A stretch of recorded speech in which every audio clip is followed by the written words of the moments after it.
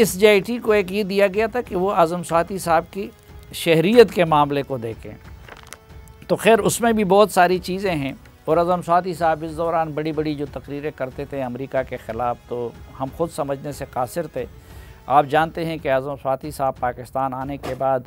पहले अचानक नमूदार हुए और डिस्ट्रिक्ट नाज़िम बने, फिर उसके बाद वो मुत्तहिदा मजलिस अमल में JUI मौलाना फजलुर रहमान साहब की टिकट पे सेनेटर बने, फिर वो गिलानी साहब की काबीना में वज़ीर बने, वहाँ से फिर वो PTI में आए, PTI में आते ही फिर वो सेनेटर भी बने और सूबाई सदर भी बने एक मौका पे PTI के, और फिर यहाँ पे भी वज़ीर बने, और इतने ताकतवर वज़ीर थे कि ये सब कुछ करते रहे। तो अमेरिका के बारे में उन्होंने फिर अमेरिका की जो होमलैंड सिक्योरिटी डिपार्टमेंट है अमेरिका का, उससे भी रब्ता किया है, और सफारत खाने और दीगर मुतल्लिका जगहों से भी रब्ता किया है। तो इसमें JIT को जो होमलैंड सिक्योरिटी की तरफ से जो जवाब आया है वो है कि in response to your inquiry regarding mister Swati case, Azam Swati case के हवाले से आपकी दरख्वास्त के जवाब में हमने होमलैंड सिक्योरिटी के इदारे के रिकॉर्ड की जांच की, और अमेरिका में इस केस के हवाले से मालूमात ये हैं। रिकॉर्ड की जांच में ये बात सामने आई है कि 12 नवंबर 2000 को B1 कैटेगरी के नॉन एमिग्रेंट वीज़ा होने के बावजूद आपने फॉर्म नंबर L-41 को कवायफ की तफसीलात टेक्सास के शराब कमीशन में जमा कराई, जिसमें आपने खुद को अमरीकी शहरी जाहिर किया है। अमेरिका की होमलैंड सिक्योरिटी आज़म स्वाति साहब को कहती है कि देखें आपने ये 2 नंबरी की है कि अल्कोहलिक बेवरेजेस कमीशन का वो मेंबरशिप लेने के लिए आपने जो फॉर्म फिल किया तो उसमें आपने झूठा अपने आप को शहरी साबित किया, हालांकि आप सिटीज़न नहीं थे। फाइल में आपके वोटर रजिस्ट्रेशन एड्रेस की तस्दीकी कार्ड की कॉपी भी मौजूद है, जबकि E2 नॉन एमिग्रेंट की हैसियत में भी आपने खुद को अमरीकी शहरी जाहिर करके मई 2001 में पोर्ट आर्थर शहर का वोट डाला, जो कि आपने 30 सितंबर 1996 के बाद झूठ बोलकर अपने आप को अमरीकी शहरी जाहिर किया। आज़म स्वाति साहब कमाल के आदमी है। पहले तो ये कि उन्होंने वहाँ पे एक लाइसेंस के लिए अप्लाई की जो शराब की उससे मुतालिक था, और सिटीज़न नहीं थे, और वो कहते हैं कि आपने उसमें अपने आप को सिटीज़न शो किया। और दूसरा फिर ये वहाँ एक लोकल उसका इलेक्शन हो रहा था, तो आज़म स्वाति साहब से कहते हैं कि आप वोटर नहीं थे और आपने जाली तौर पर उसमें अपने आप को वोटर साबित किया।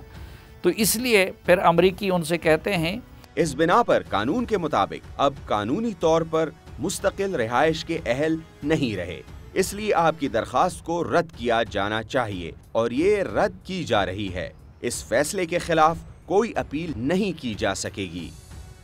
आज़म स्वाति साहब को अमरीकी फिर बताते हैं कि आपने ये जो कुछ किया है उसके बाद आप कभी भी अमरीकी शहरी नहीं बन सकते। यही वजह है कि अमेरिका में आज़म स्वाति साहब का जो कारोबार है वो उसके फैमिली के अफराद चलाते हैं, और आज़म स्वाति साहब ख़ुद वहाँ नहीं जाते, बल्कि कभी कभार मेक्सिको चले जाते हैं और वहाँ पे आ जाते हैं उनके पास उनके कारोबार चलाने वाले लोग, और उनको हिसाब किताब दे देते हैं। तो ये तो हुआ उनकी शहरियत का मामला। फिर एक और आपको याद होगा कि जब वो पाकिस्तान में आए तो मानसेरा के डाडर के इलाके में कुदरती आफत आई थी, और उसमें बहुत सारे लोग ज़िंदगी से भी हाथ धो बैठे थे। तो आज़म स्वाति साहब ने हीरो बनने के लिए वहाँ दौरा किया, और जो वहाँ लोगों की इमदाद के लिए एक कमेटी बनी थी, तो मौलाना नज़ीर अहमद